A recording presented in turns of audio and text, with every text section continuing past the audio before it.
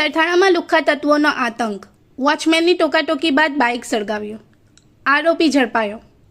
સરથાણા વિસ્તારમાં આવેલા સયોના પ્લાઝામાં લુખ્ખા તત્વોએ આતંક મચાવ્યાની ઘટના સામે આવી છે।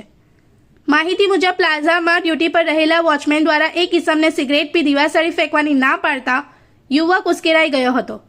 બાદમાં તેણે પોતાના સાથીદારોને બોલાવી વોચમેનનું બાઇક સળગાવી દીધું હતું।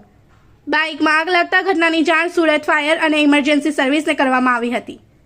ફાયર વિભાગની ટીમે ઘટના સ્થળે પહોંચી પાણીનો મારો ચલાવી આગ પર કાબૂ મેળવ્યો હતો।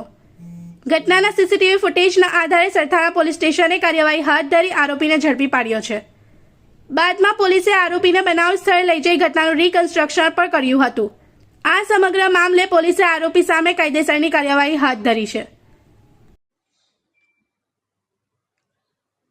कल रात सरथाना पुलिस स्टेशन के विस्तार में सायोना प्लाजा के पास कुछ असामाजिक तत्वों ने एक बाइक को जलाकर वहाँ पे बाइक को राख कर दिया, जला दिया वहाँ पे।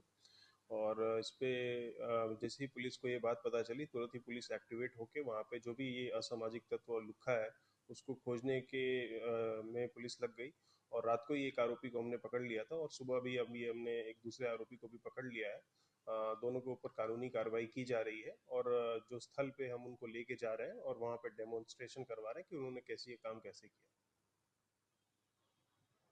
इस वीडियो को लाइक करें, हमारे चैनल को सब्सक्राइब कर बेल आइकन जरूर प्रेस करें हमारी न्यू वीडियो सबसे पहले देखने के लिए।